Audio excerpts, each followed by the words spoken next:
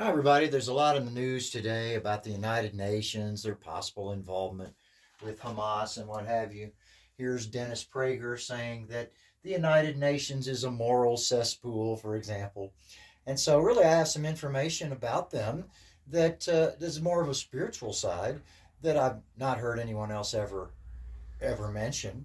And so, I just thought you might want to know. So the reality is, I don't know if you saw the title, obviously, but there is a satanic, more specifically Luciferian organization right within the United Nations. I'm on their mailing list, so I get all these uh, stuff in the mail, and you can see this actually does come from United Nations Plaza address. This comes from within the United Nations. It's called the Lucis Trust.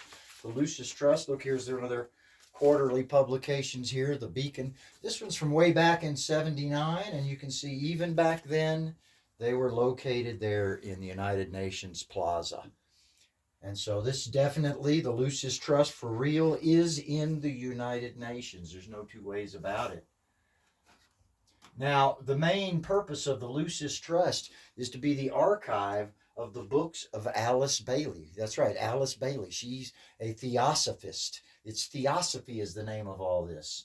And so you can see this is a Luciferian uh, organization simply by, look here, here's her book on occult meditation, and you can see it's called Lucifer Publishing originally. The Lucis Trust originally was called Lucifer Publishing and changed their name ultimately for obvious reasons. I have this book right here, for example. Incidentally, Alice Bailey's kind of a disciple of Helena Blavatsky, who wrote the book The Secret Doctrine. And so, coincidentally, like I said, the name of her newsletter also was Lucifer. Lucifer Magazine, a Theosophical monthly. And so she was sort of the predecessor of Alice Bailey, who's associated with the United Nations. All right. Now, this truly is, again, a Luciferian organization.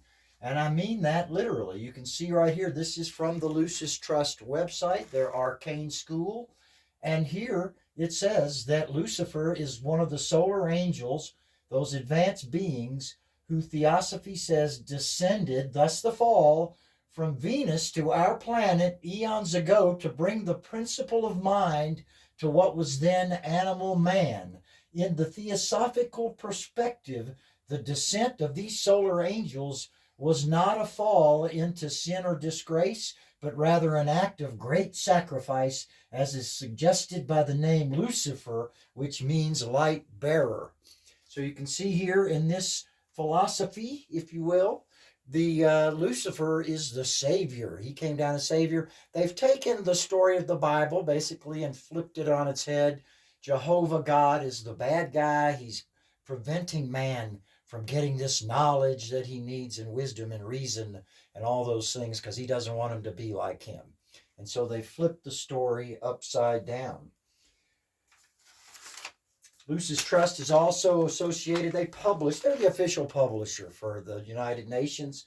They publish the World Goodwill Bulletin for the United Nations also, and they're just closely tied with those guys. And if you look into it, they have occult roots all the way back, really, before their founding.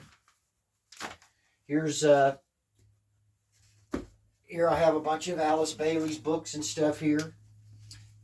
Letters on Occult Meditation, The Soul and Its Mechanism, The Labors of Hercules, and so all these are there in the library.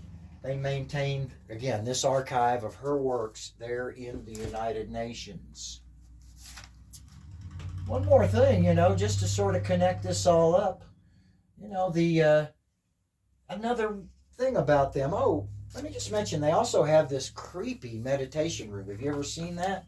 If you look that up, the UN meditation room has a weird stone altar in there, and it's just the whole thing is very strange and occult also. And oddly enough, what we were talking about in the Bible, here's the United Nations Common Agenda, and he's talking about our, this war on science and knowledge. And oddly enough, That just sounds so familiar. We're going to jump back several thousand years to Genesis 2 and look at this. When you look at it right here, the whole idea that the serpent is selling is this same idea that God's got this war on knowledge to keep you from knowledge. And so, sounds eerily familiar. Anyway, just thought someone ought to know.